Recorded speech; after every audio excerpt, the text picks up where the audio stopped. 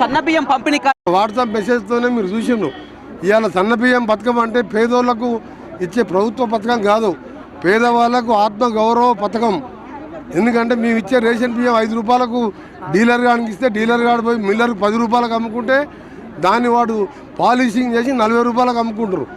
బాగా ఆలోచించి సన్న బియ్యాన్ని ప్రోత్సహించి దానికి 500 బోనస్ ఇచ్చి ఇవాళ పేదవాడు కూడా ధనవంతుల్లాగా మంచిగా తినాలి, ఆ బియ్యం తెచ్చుకొని అమ్ముకోకూడదు. రేషన్ షాప్ ఈరోజు ఇది ప్రభుత్వ పథకం కాదు, పేదవానికి సంబంధించిన ఆత్మ గౌరవ పథకము. ఏ విధంగా 500 గ్యాస్ ఇస్తున్నాం, భారతదేశంలో ఎక్కడ లేదు. సన్న బియ్యం కూడా భారతదేశంలో ఎవరు ఇస్తలేరు. ఇవాళ 81 కోట్ల మందికి ఆహార భద్రత చట్టం తీసుకొచ్చిందే యూపీఏ గవర్నమెంట్. మన్మోహన్ సింగ్ గారు రెండోసారి ప్రధానమంత్రి అయినాడు. మొదటిసారి అయినప్పుడు ఉపాధి హామీ తీసుకొచ్చినాం. ఈ విధంగా ఇందిరమ్మ రాజ్యం అంటే ఇది. ఆ రోజు ఇందిరమ్మ ఉన్నప్పుడు ఊళ్ళో ఎట్లా ఇల్లు కట్టాం, ఇదే 7 వేల 500 ఇల్లు కట్టినాం. 10 ఏళ్ళకెళ్ళి 5 ఇల్లు కట్టలే. కలగాని మండలంలో మన 50 లక్షలు పెట్టి డ్రైనేజ్ కాదు హాస్పిటల్ మోడర్నైజ్ చేసినాం. దానికి 1 కోటి రూపాయలు పెట్టి దానికి మిషన్లు పెట్టాం. ఇలా అన్ని పథకాలు చేస్తున్నాం. కానీ 12 నెలల్లోనే అన్ని కావాలంటే 10 ఏళ్ళు ఫామ్ హౌస్లో పండుకున్నోడు ఈ విధంగా ప్రశ్నిస్తే టీఆర్ఎస్ 10 ఏళ్లలో ఒక్క కార్డు కూడా ఇవ్వలేదు అంటున్నారు. 50,000 కార్డులు ఇచ్చామని కూడా వారు చెప్తున్నారు. 49,110. మేము 15 నెలల్లో 21 లక్షల మంది కార్లు. పిల్లలు ఎవరైనా పెద్దవాళ్ళు చనిపోతే వాళ్ళ పేర్లు తొలగించలే, పుట్టిన వాళ్ళ పేర్లు ఎక్కియలే. గంత చేతగారి ప్రభుత్వం ఉంది కాబట్టి ఇలా 11 మందికి ఎమ్మెల్యేలు ఒకటి 56,000 మెజార్టీ గెలిచాను.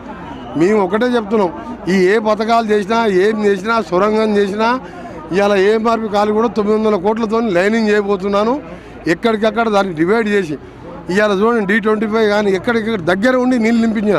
గతంలో ప్రభుత్వం కానీ ఎమ్మెల్యేలు కానీ మినిస్టర్ కానీ అసలు మహాత్మా గాంధీ యూనివర్సిటీ నేను కట్టించిన ఎప్పుడన్నా యూనివర్సిటీలకు పోయినరా? నేను పోయినా, ఇప్పటికి 4 సార్లు పోయినా. మొన్న కూడా పోయి రివ్యూ చేసి 80 కోట్లతో కొత్త కోర్సులు పెట్టిస్తున్నాం. వాళ్ళకు మాకు పోటీ లేదు. ఇవాళ మీరు చూడండి, ఏడవల్లి మదనాపురం కానీ లింగాలగూడెం కానీ రామచంద్రపురం పొనుగోడు అప్పుడు నేను చేసిన డాంబర్ రోడ్లకు మళ్ళా 10 కోట్లు పెట్టినా. ఎస్ఎల్బిసి ప్రాజెక్టు కూడా మీద ఒక కళ. పురంపల్లికి వెళ్ళి పైడివారి మీదకి వెళ్ళి సోమన్న వాగు మీదకి వెళ్ళి అనంతారంకి వెళ్ళి దేవనగూడెం వేమిరెడ్డిగూడెంకి వెళ్ళి కొత్తపల్లి నుంచి మళ్ళీ దేవరకొండ రోడ్డుకు డబల్ రోడ్డు అదొక 60 కోట్లు. దూరపల్లికి వెళ్ళి మళ్ళీ ఇక్కడ ఈ రోడ్లో అదొక 40 కోట్లు. ఇట్లా చెప్పుకుంటూ పోతే చాలా ఉన్నాయి.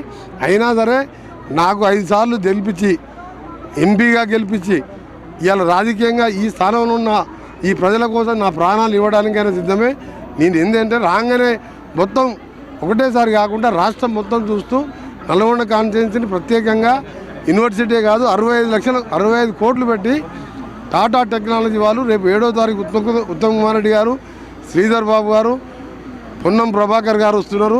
ఆ రోజు కొత్త కలెక్టర్ అదనపు బిల్డింగ్ కడుతున్నారు 36 కోట్లతోని, 65 కోట్లతోని పాలిటెక్నిక్ డిగ్రీ చదివిన వాళ్ళకు, ఐటీఐ చదివిన వాళ్ళకు టాటా వాళ్ళే ట్రైనింగ్ ఇస్తారు. 6 నెలల్లో 50,000 రూపాయలకు పంపించే ఉద్యోగాలు ఇస్తారు.